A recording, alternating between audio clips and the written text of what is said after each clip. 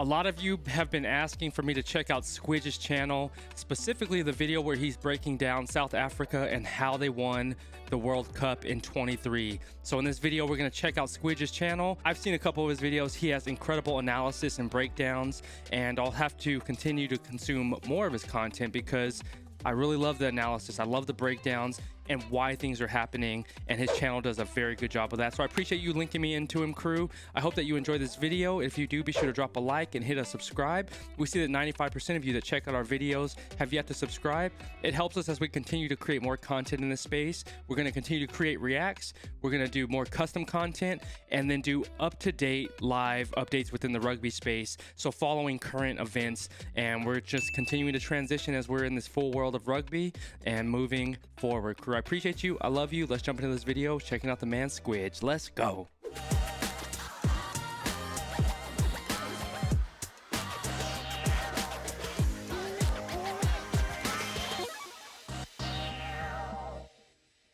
I have to give a massive shout out to Squidge Rugby in our descriptions below. Be sure to drop in and subscribe to Squidge's channel. Y'all have linked me to him, but I have to give this man a massive shout out. I know he jumped through the ringer to get this video re-uploaded because it was taken down last year. So be sure to drop in his channel and watch his video first and give him that like and give him that subscription, because I know he worked hard to get this thing back up and running on his channel, and he deserves all the credit for this video. And I appreciate you all dropping in, and we're going to take a look at this analysis and see what it's all about. Qrew, I'm excited to learn and see how this thing unfolded for the World Cup. Appreciate y'all being here as always. Because ultimately, this took a lifetime. 113 teams were eligible for the 2023 Rugby World Cup. By Saturday, the 28th of October, only 2 remained. Some nations dipped early and others stayed long after they were expected to fall, be it England, Fiji and Wales, Chile, Romania and Portugal, or Spain, Kenya and Algeria, all powered on by an identical, unstoppable, emotional edge. Whether qualifying was the adventure or Webb Ellis' glory, the ultimate goal, 20 dreams floated through several million minds. 113 became 20, 20 became 8, 8 became 4, and 4 just as quickly became 2. The Rugby World Cup narrowed down to just the sport's greatest rivalry. South Africa playing New Zealand, the decided journey that began when Burkina Faso played Burundi in the first game of qualifying 3.5 whole years ago. Wow. There was more at stake on Saturday than just a rugby tournament as two nations united clashed in maybe the most spellbinding, constricting match of the last 10 years. The kind of close game where one missed tackle, one drop ball, one phenomenal pass or unbelievable kick could define a player's entire life forever. A game where no moment would ever be forgotten, and one moment could create a legend. This was finals rugby at its finest. 2 exceptional sides playing with top tier execution, a tactical battle so tight Ahir Snyman's shoes look on in jealousy. And ultimately, it was New Zealand left broken. A remarkable, emotional effort by a truly incredible Springboks side, playing with a desperation, passion and need to win that went so much deeper than a thirst for glory, powering them through a performance that earned every single tear shed on the pitch and across their entire nation, as South Africa made themselves just the second side to ever successfully defend the Rugby World Cup. So how did Siya Kolisi's remarkable, truly remarkable team raise the Webb Ellis aloft once again, and what won and lost France 2023's big showpiece event?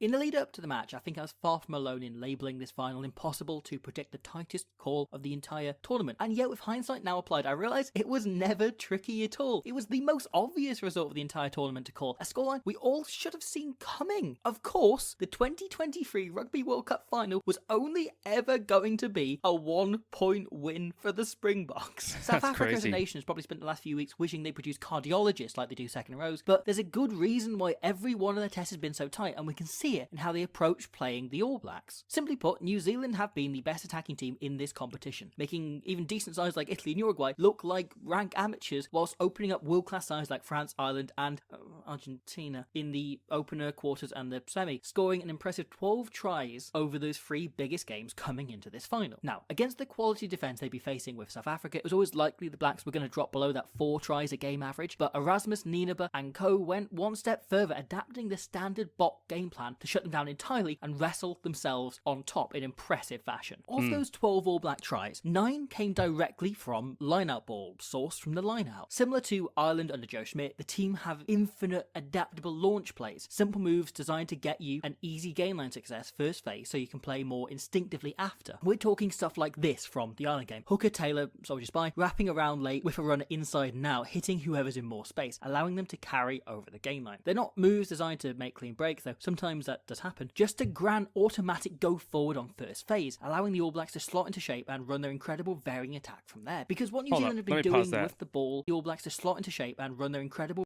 This is really smart attacking. New Zealand move off the ball, aiming to pulling Irish backfield out of place.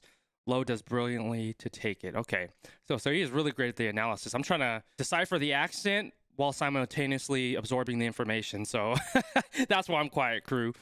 Varying attack from there. Because what New Zealand have been doing with the ball this last year is kind of genius. In 2023, Fozzie's personal Muppet Show have adopted a variation on Eddie Jones' unfortunately not patented positionless rugby system. The idea is to change formation constantly. 1 or 2 playmakers managing the shape as other forwards and backs become interchangeable. To go back to that earlier example against Ireland, a few phases on from that launchpad play, New Zealand go through a sequence of carries to get on the front foot, but running out of numbers, Mo'unga calls for Will Jordan to fill in as a forward here, with Ardie Surveyor playing scrum half, getting them to an edge so one can reboot the shape entirely because it's easier to set the shape like this from the edge, from the touchline. And he calls something new, him and Jordan wrapping right round and almost creating a chance out here for Ioane and Barrett. If the first carry or 2 for the All Blacks gets over the advantage line, the momentum tends to just keep rolling and snowballing until a try comes, because Mo'unga and Bodie adapt the shape to how the defence is responding so well, tailoring plays to which defenders are on their feet. If the centre on the feet, they'll set one kind of play. If it's the forwards, they'll set...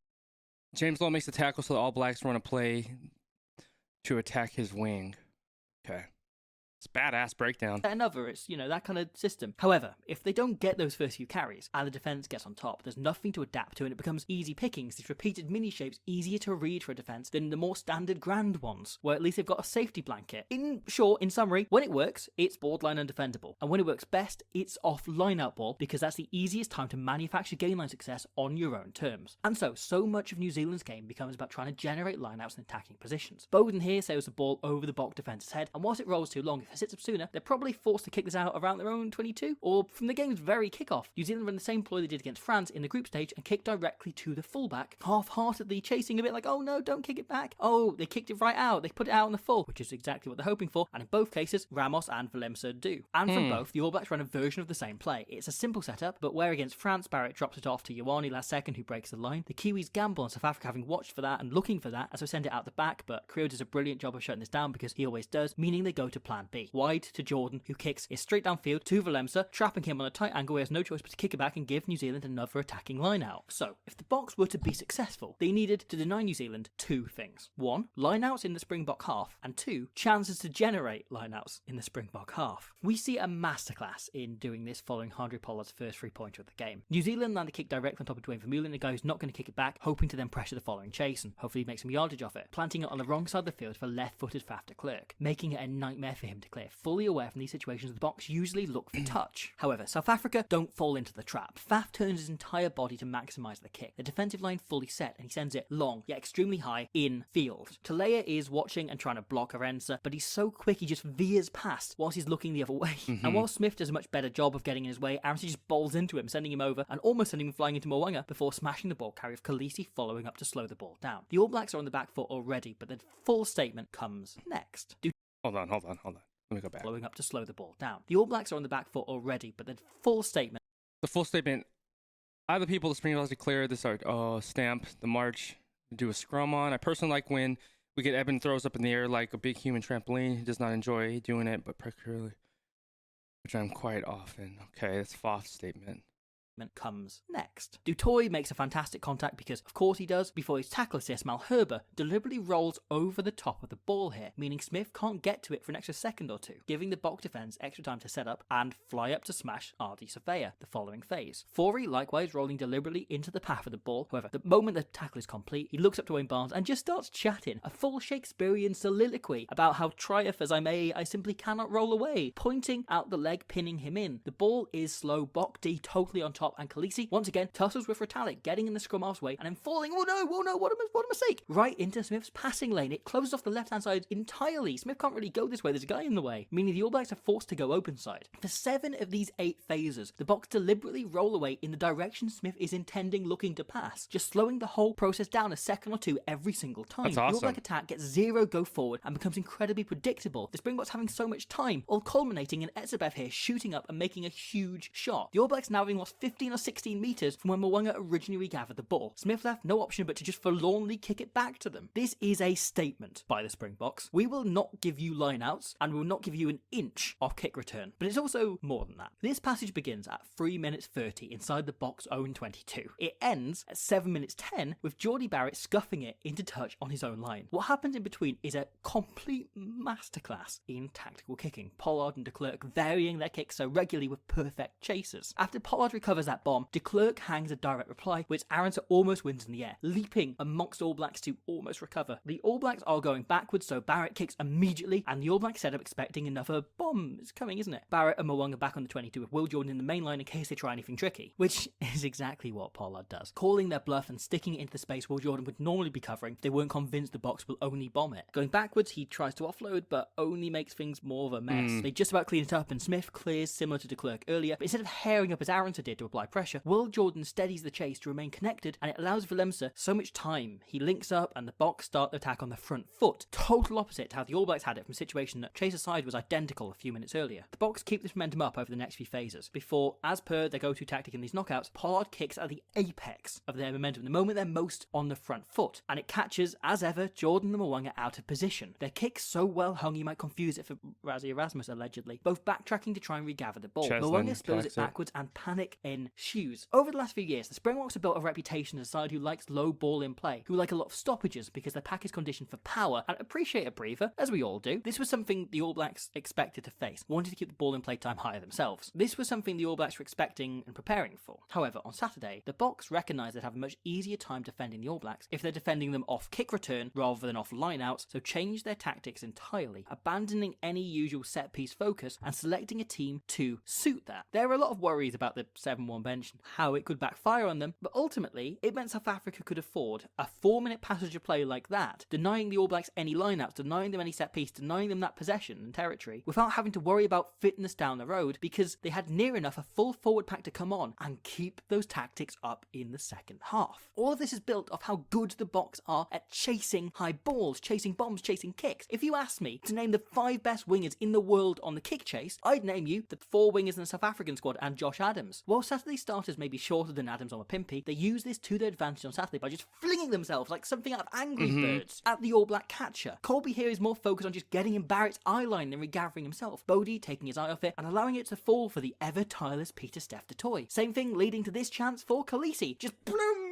Getting in the catcher's eye line, a distraction rather than a threat. Combine this with the way South Africa competed for almost every attacking line out, more looking to just disrupt to make the ball ugly rather than win it back, and it starts to have a real impact. The All Blacks had the ball 24 times in that first half, 24 passages of possession, but by my count, only 8 of them are what I'd call good or decent ball, where the team aren't on the back foot as they recover it, and hence it's possible to play off without ending up in a situation like the earlier example where the defence is totally on top the entire way, and it just starts to compound error on error. However, if you dig even deeper, 3 of those 8 were inside the All Blacks' own 22, which in a World Cup final isn't exactly an ideal position to be launching an attack from. This gives the All Blacks just 5 realistic chances to get their attack going over a full 40 minutes. Damn. The All Blacks scored points off 2 of those, but the Bok defence shut down the others incredibly quickly. Whether it's the pressure they're putting on Mo'unga here leading to a moon howler from him, or du Toit and Mostert here alert to the danger to try to catch them off guard with a quick throw. And yet, we still did see one extremely close moment on one of those 5 in that first half. After a few front foot phases, Mo'unga calls a simple shape. He hits Geordie, then loops with Ioane running a great dummy line to take a pop and flick it onto Bowden. They don't make much ground, but 4 Bok tacklers have gone to ground, been taken off their feet, trying to stop this, both centres committed, and Colby making the final hit. Willemse comes up from the backfield to cover Kolbe's wing, and as the All Blacks play another phase, both box centres are still getting back up to their feet and just join the line on the short side, just to get into position immediately. Deolande gets sucked into the play as an extra forward, as is often his role, whilst Willemse tells Qrew to watch the wing while Kolbe's still getting back up to his feet, allowing him to head back into the backfield where Faf's been covering in his absence. Frizzell carries, but with Ioane and Talea in threatening positions out wide, Pollard screams for support, so Faf goes, right, okay, and jumps up to help him. Arendse then jamming into the 13 channel, and Willemse taking his spot on the wing to watch this. Except those two leaping in has left a huge space in behind that no one is covering. Geordie Barrett spots this and runs in ahead of Ardy, who's about to carry, giving him a call. Fully aware that both centres, who normally as part of the South African system turn to cover chips, are out of the game over there. He drops it onto his wrong foot to allow him to engage both Pollard and de Klerk better, and it's a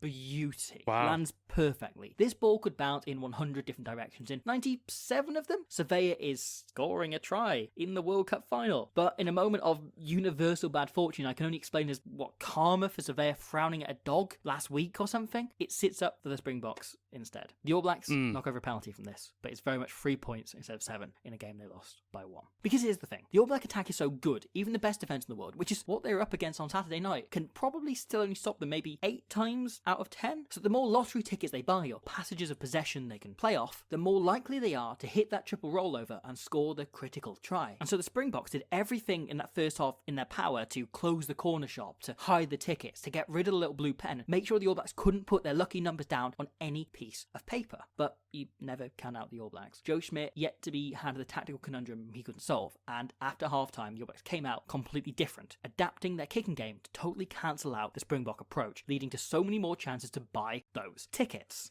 Moanga here spots Willemse has come up into the line to shut off the space, and sniffing, smelling a delicious 50-22 tries to put it in behind him, and whilst the fullback can cover it, it's a pretty remarkable effort. He spills it en route and has to panically then turn and recover and hit it back, opting for the safe warm safety touch, lovely touch blanket of touch of a line out. But instead of leaning on one of their big starter plays, New Zealand from it slap it to Surveyor, who smashes it up the middle, easy does it, before setting up to kick immediately. Now they're on the front foot, with South Africa still backpedaling. De Klerk, covering the wing with Kolbe in the backfield, does a great job of blocking Will Jordan, allowing Cheslin to take it cleanly, but he's still under pressure, soon tackled, and whilst the Boks play one phase to let him get back up on their feet, he's only just in position when de Klerk clears it, and Kolbe knows that. Not up to speed in time, and just decides to set the line instead of chasing as usual because he won't stand a chance of getting there in time. This has given the All Blacks exactly the kind of open field they spent the entire first half searching for. Bowden launching a counter-attack, and then 3 All Blacks flashing blind late as a block. Kolbe now drops slightly deeper in case he's needed in the backfield, and Geordie extremely square to fix Vermeulen and Malherbe, allowing Jordan to put Taylor away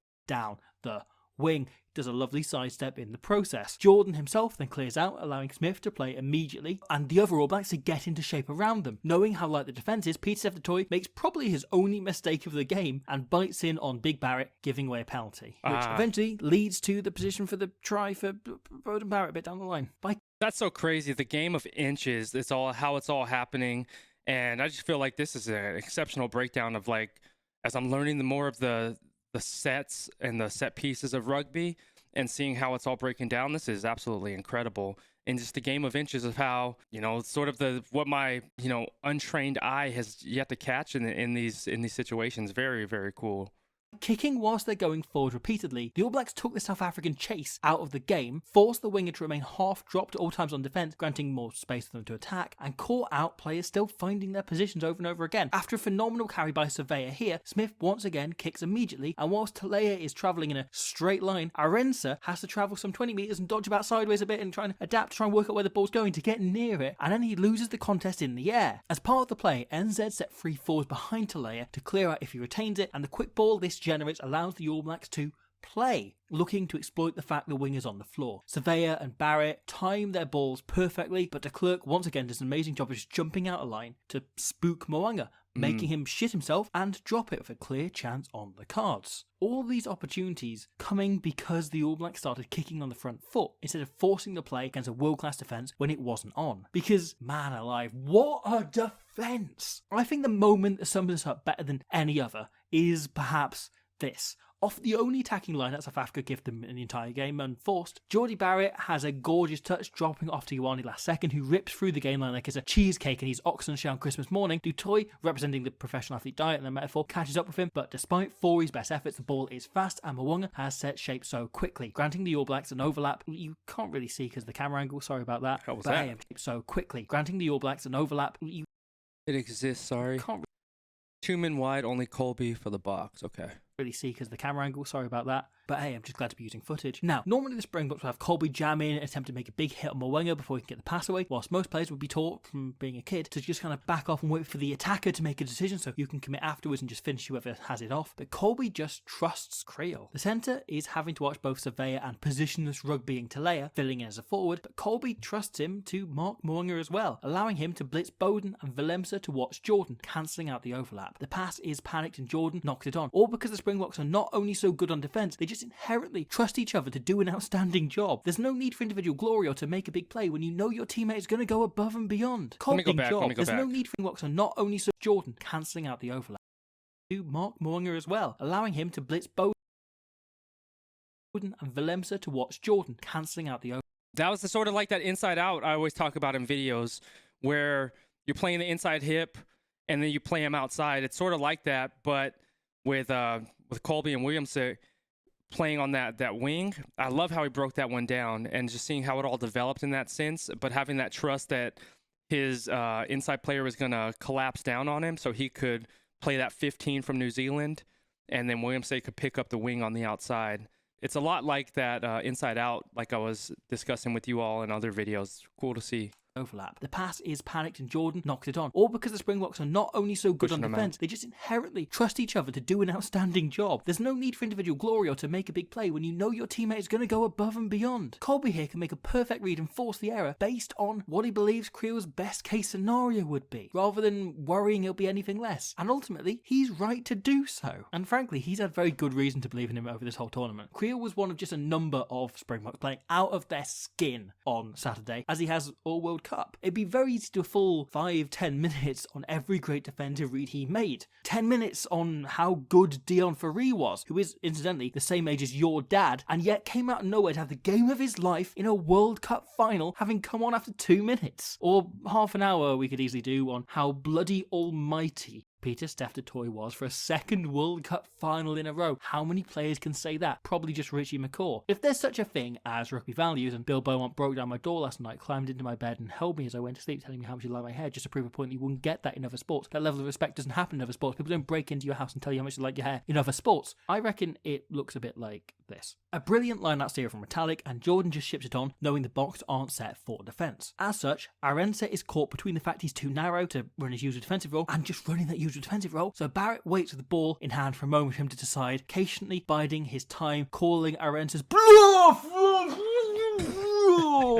Yeah. Instead of allowing his salad-sized mate to make a terrible choice, Pieter-Steph du Toit commits a murder for his friend. And he doesn't even need to hide the body because it's completely evaporated on impact. That, to me, is rugby values. And man, this tackle, while I think it loses something if the cut between camera angles, when watching the stand, I was at the game, I'm really sorry to bring it up. He seemed to materialise from nowhere like some holy apparition answering Springbok fans' prayer, a plague of du Toit upon all your houses, whilst the All Blacks were equally packed with exceptional stars. Ardie Surveyor was his usual 9 out of 10, that just serves as usual for Ardie. The front row were fantastic across the board, and the brothers Barrett all excellent, but particular mention has to go to Mr. Geordie. This extra effort to roll Deolande over the line and hold him up to prevent a Springbok try, or even the chance before the threat could even really arrive, would be a highlight if not for the phenomenal job he did covering open side flanker for 50 odd minutes. However, whilst he contributed his weight into scrum extremely well to deny a single Springbok scrum penalty, a real rarity, and mixed it around the park when necessary very well, the Boks still found other ways to work their one-man advantage off set piece. From the first scrum after Sam Cane's card,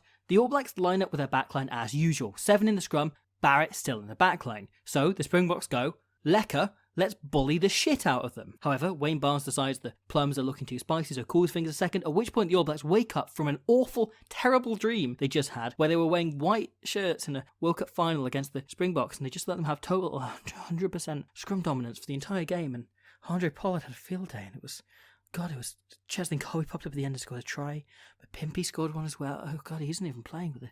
What a dream! It was horrible. So they quickly avoid the shit stains on the bed and call Geordie Barrett in to join them on the blind side. They're not going to risk that happening here. Now, as Barrett walks in to join, Pollard calls the clerk back and changes their call. The Bok backs all set up differently by the time the ball comes out. The All Black D, which is a phrase I don't recommend you Google, is now missing their defensive leader off first phase, and Pollard knows that means they'll almost certainly play the safer option of a drift defense instead of their preferred option of blitzing. So Pollard calls a move to exploit this. It's pretty simple at heart. Every Bok back is paired up, one running a hard line with the other in the boot, that space out the back, with Vermeulen picking and going to create an even number as de Klerk's buddy pal buddy. De Lande's line is excellent and takes Morong out of the game. Qrew's line pulls Ioane in tight, and Damian Willemse's inward angle not only attracts the attention of Talea, but he then gives him a little push as well. Cheeky. The ball goes behind to Colby. Barrett left no choice but to come up and join the line, opening space behind for a little kick. Aronson can't quite get there, but it's pinned the All Blacks right back, and from the eventual clearance, Willemse attempts to drop goal, and after Bodie clears, Colby sends another stunner at the opposite corner, once again looking to pin New Zealand in their own half, just keep them down there, keep those 24 passages as unplayable as possible. Jordan gets smashed by Dutoy, the dictionary definition of bad ball,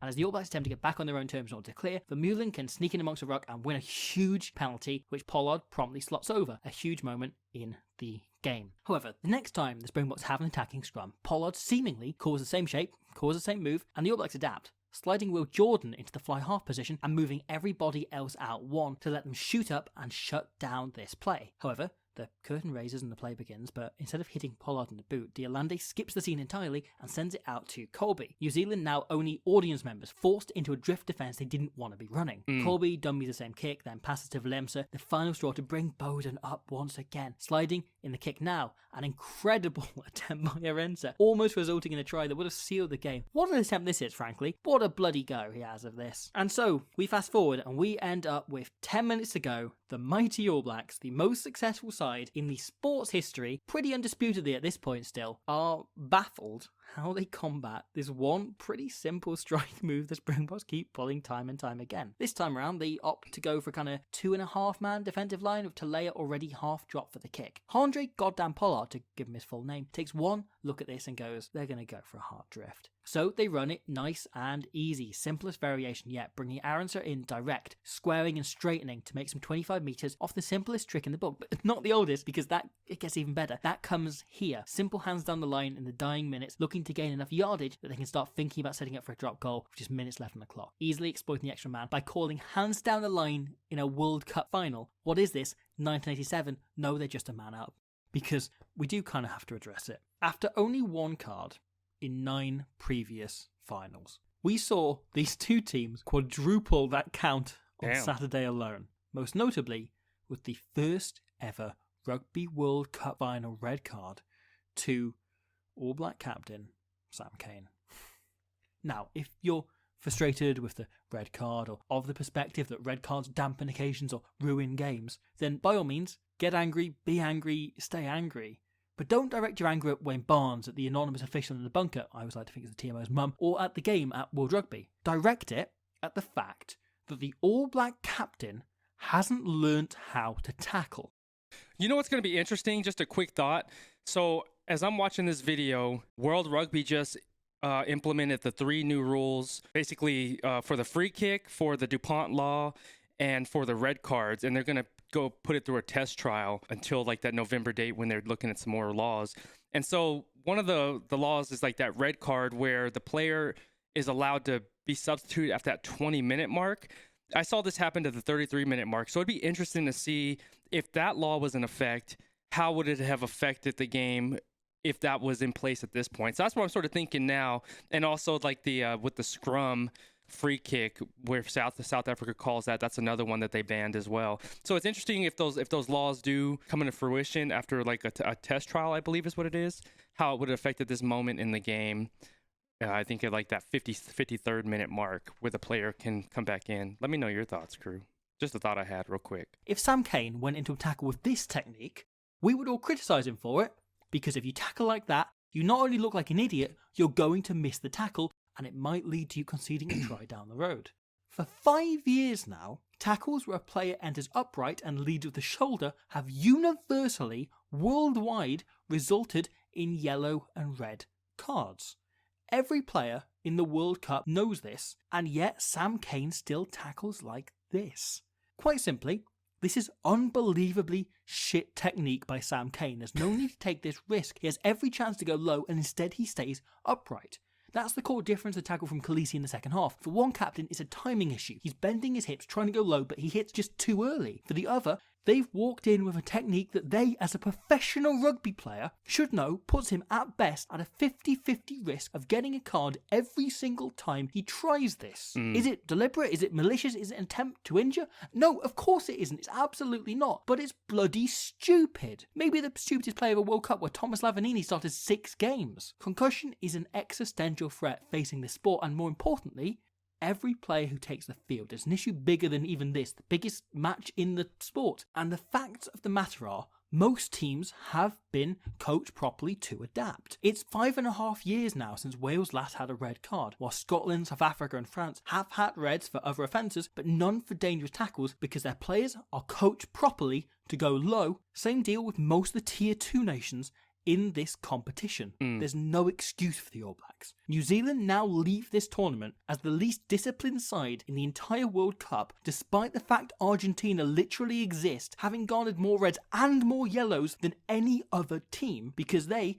like England and Japan alongside them, have failed to teach their players how to properly tackle in the current climate. Wow. I have huge amounts of empathy for Sam Cane. I'm not sure anybody in the sport's history has ever been dug a hole so deep. A captain set for scapegoating, forced to watch the final from the sideline with a camera shoved in his face, hoping to catch his snot on the lens and tears falling, left forever with one of those moments that will tragically define his career, define what has been a phenomenal career. That sucks. But ultimately, this is the correct decision, and it comes down to a moment of poor technique, poor tackle choice, poor judgment, and most importantly, extremely poor coaching that led to the All Blacks, the game's biggest brand, playing most of a World Cup final without their captain.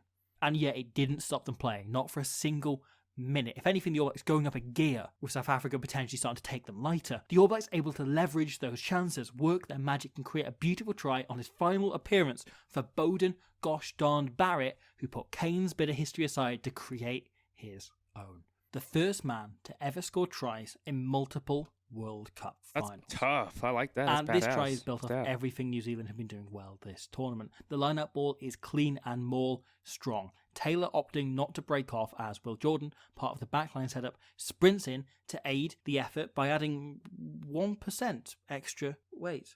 The moment Wayne Barnes throws his arm out to say his hit catchphrase, advantage, a call comes from the backs and Jordan sprints back out of there, only actually pushing in the maul for 4.5 seconds. That's wingers for you. But it's enough to shift the Springbok defence's perspective. Seeing NZ's most dangerous player commit to this maul is enough to convince them New Zealand are all or nothing on this maul, so the box set up like this. 3 men able to blitz out knowing they're marking one guy only each, for them so watching the extreme. But Jordan jogs around late and changes the picture entirely. Suddenly, there's a guy they can't mark, forcing, once the ball comes out, them to readjust. Colby pushes out, meaning Qrew has to stick to Mwanga, and Diolande has to adjust last second as Barrett drops off a lovely short ball to Ioane. Faf, meanwhile, reads the play and begins to mirror Jordan, but changes his mind, seemingly last second having flashbacks to a bit of analysis done in the week, because this stinks of a play New Zealand ran against Ireland in the quarterfinals. Off a maul here back in time, the team run a few smash-ups in field to get between the post, and last second the backs wrap round here as so and lob it right out wide. Ever since the maul, Ardy Surveyor has been hanging around on this wing, just waiting here, just lurking. The All Blacks deliberately not involving their best carrier, so when the time comes he can be in position to finish as well, scoring a crucial try that goes on to win them the rugby match and game and get all the way to the final. So when Surveyor sets on the blind side and Scott Barrett joins him here, an extra man outside Colby,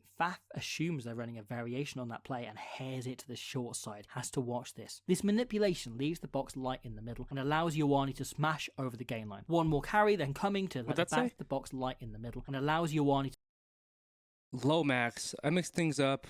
Okay. to smash over the gain line. One more carry, then coming to let the backs who had to clear out find their feet as Mo'unga calls another narrow close shape. Once again, assuming Nineveh has had the Boks doing their research. All World Cup long, New Zealand have made huge yardage, off Geordie Barrett popping short balls to Ioane last second, as well as using Will Jordan as a playmaker, including in the example Faf was daydreaming about 10 seconds ago. Mo'unga's simple ball here takes out the forwards, Qrew trusting himself to double job Barrett and Ioane, but Arendse has to watch Jordan, leaving Willemse with 2 men to cover here, and he's just waiting. He's trying to buy his time, knowing 2 passes is enough time for him to pick which one to get the ball first, with de Klerk still on the blind side. Expecting a short pass, the Boks aren't ready for Geordie to instead throw the long, looping pass over the top. Wow. Willemse left in a terrible position to make the tackle now, and Tale able to slalom in and out of defenders coming across, still finding their bearings. However, the Springboks didn't bet on Beauden. It's now been over a decade since Beauden Barrett made his All Blacks debut, and 7 since he started changing the way teams attack worldwide. The fly-off position forced to adapt to what he brought to the game. And yet the guy himself remains so able to adapt himself, changing his game and changing positions whenever the call came, and this score demonstrates that. Cut out the move, Bodie keeps himself alive. This doesn't look notable, but it's one of the best support lines you'll ever see. Barrett instinctively and instantly finding the exact spot that's furthest away from defenders, yet closest to his teammate. That triangulation, meaning even the hurried dropped pop pass off the floor, is enough to get him out and over the line for a try his career could not have deserved more. Beauden Barrett retired this week as an all-time great, a legend of the jet black jersey. And yet, I also think he's more than that. Beauden Barrett retires an entire generation's favourite player. A guy who didn't just make fans admire, but fall in love. This final game didn't go the way he wanted, but I'm so grateful we got this try as a chance for the world to look at Beauden Barrett one last time and say thank you.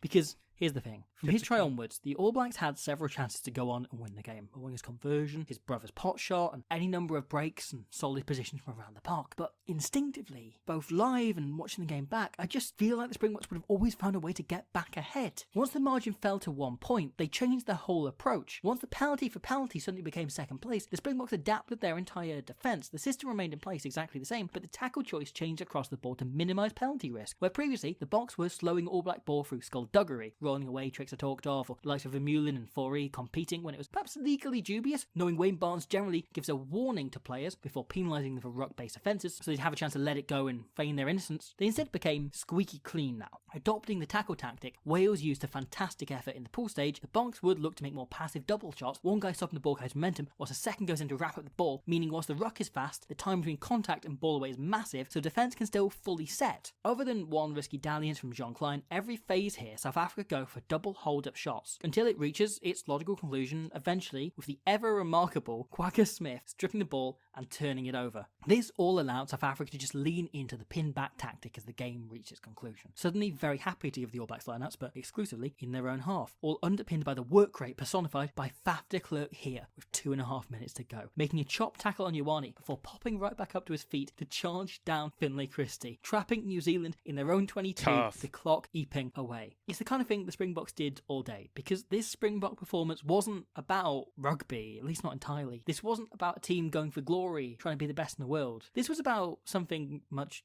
more. For I don't think you can truly understand, truly analyse, truly discuss this Springbok team without talking, at least in some detail, about the captain. A man who, henceforth, should be known worldwide as the great Siya Kolisi.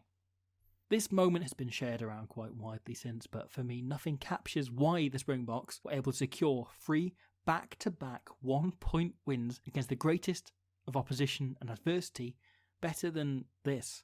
Seconds, mere seconds after the final whistle goes, after a landmark achievement only previously reached by one man in history.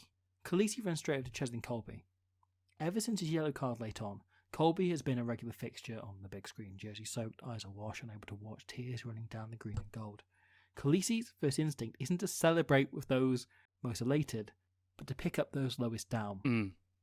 He holds him, cradles him. This isn't a hug of celebration, it's deeper than that.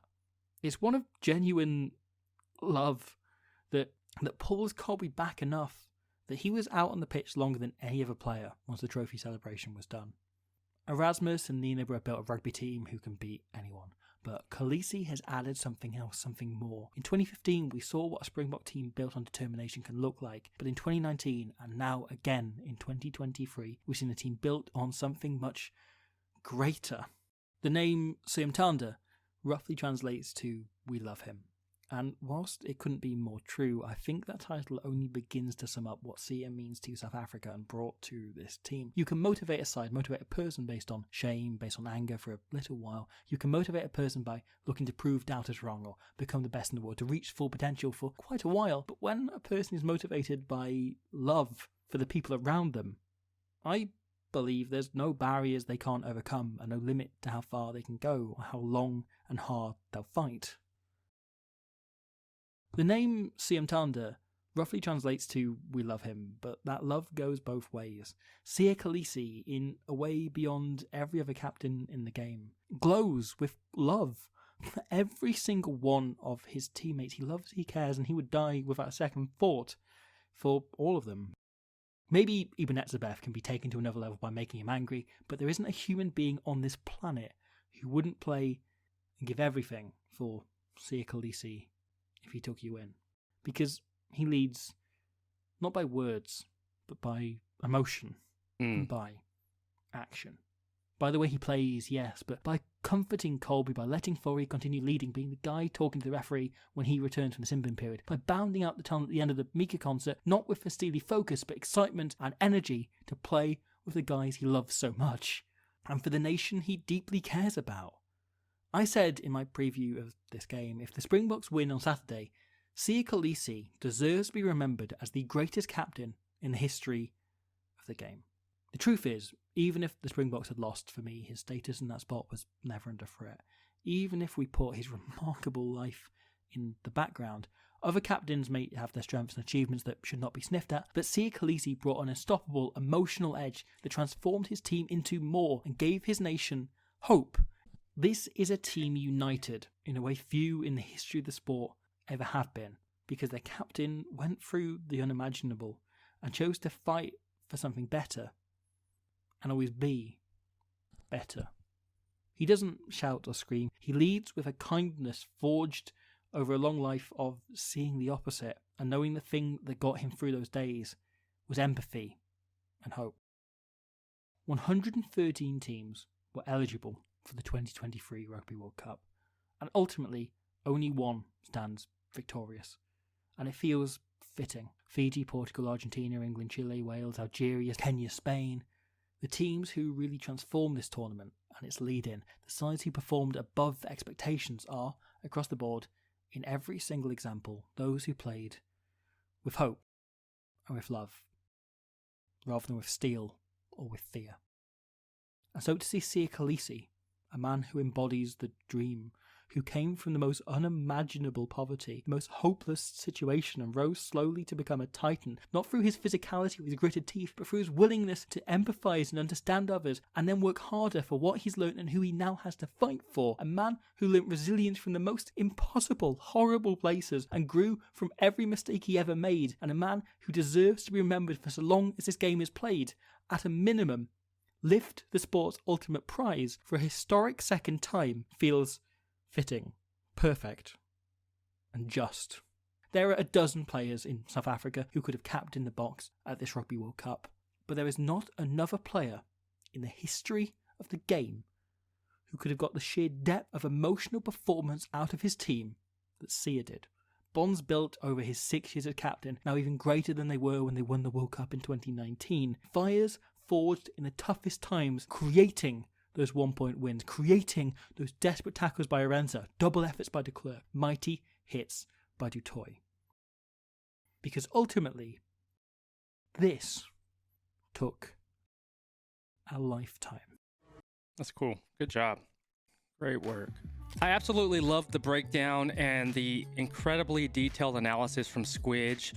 I feel that it brought a lot of insight and strategy to the game that I'm not able to see, because like you said, I'm so new to the rugby space. I've been learning the plays and breakdowns of things, but from a trained eye and a true enthusiast or lover of the game of rugby. I feel that Squidge did an exceptional job of breaking down piece by piece how things develop within the phases of a match, right? Where he talked about the first half where South Africa was essentially breaking New Zealand down and not allowing them to be on the attacking side, be on their front foot, so to speak, sort of playing on their heels and, accepting the game and not enforcing the game upon South Africa. So South Africa had that advantage going in and coming out of that first half.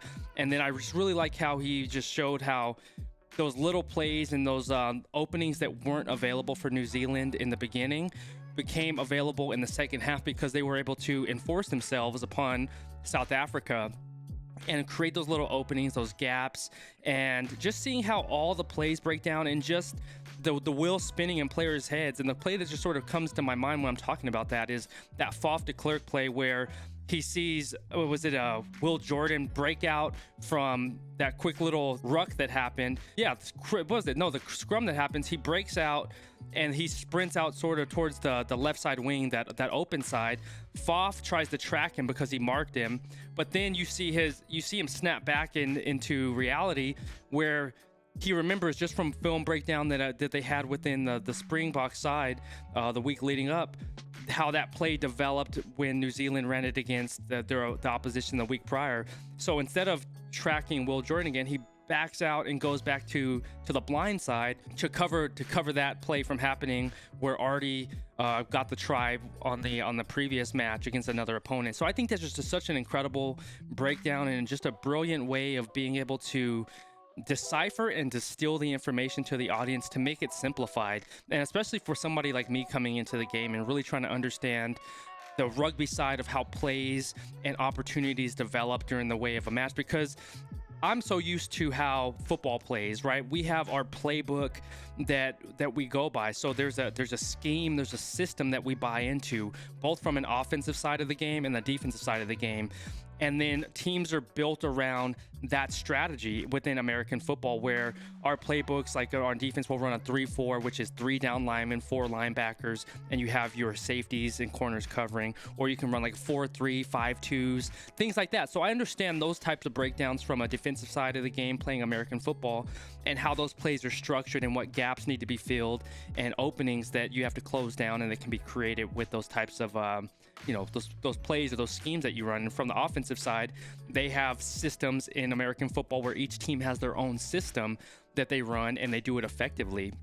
And so seeing how that plays into the world of rugby, to where it's not like a playbook breakdown, to where you have set pieces available and then plays happen based on the dynamics of a game, where players are setting themselves up, positioning themselves within a match to create those mismatches, to make a player bite and create open lanes and things like that, and create disadvantages where you have a wing against a forward and plays like that unfold. So I just really think it's an exceptional breakdown, and it really deciphers the game to me at a deeper level, to where I can start now seeing what's happening instead of like the chaos of a rugby match is happening, where phase after phase after phase, I see things breaking down and kicks and all these stuffs are and all this stuff is happening.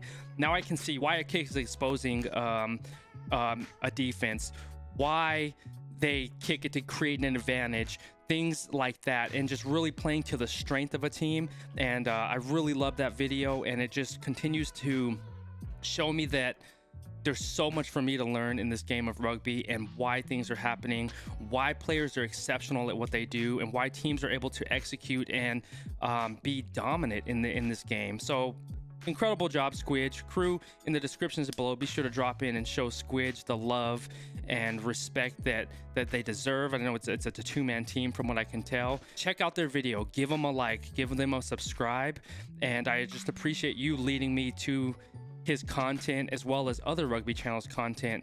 And I just feel like it's all of us can win in this space, and being able to support one another and look at each other's content and uplift one another. That's what it's all about. It's truly a community that I really love about rugby, and I feel about within the world. It's life is not a zero-sum game. In sports, it's binary. There's a winner and there's a loser, right? At the end of the day. But in life isn't binary. We can all win, and we can all win together. And that's why I'm always promoting and showing love to other rugby channels, because of the content they put out is exceptional. The energy, their creativity, the dedication and initiative to push the game forward. I absolutely love that. And we all come at it from a different angle. And Squidge does an incredible job of coming at it from a detailed analysis angle, just really being a scientist to the game and being able to cascade that information out, break it down, distill it, and make it consumable for the audience, to where he can take complex concepts and make it simplified so we can all understand it at like a third grade level in a sense. And that's what really helps comprehension, is what I found in sports. You know, it takes a high level concept, breaks it down to a simple level, and it makes the game more accessible. So exceptional job, Squidge. Be sure to drop into his channel, show him the love. And know it took them they went through hell and high water to get this video out, had it banned from their channel for 6 months. So please make sure to drop in his channel, watch the video in full, let them, just give them the respect they deserve for the incredible content that they create, and just the amazing analysis and what they're bringing to this world of rugby. Absolutely exceptional, making rugby accessible to the entire world with their incredible breakdowns. Qrew, thank you so much for being here. I appreciate you. I love you. And if you haven't already, drop into our Discord. The link is in our description. It's my QSN pub where we can connect offline, share our days, share matches that are coming up, pictures, videos, all that, just to connect at a deeper level. Qrew, I love you. I appreciate you. Always stay laser focused on your dreams and your vision, and remember that you're in control. Love you, Qrew. Peace.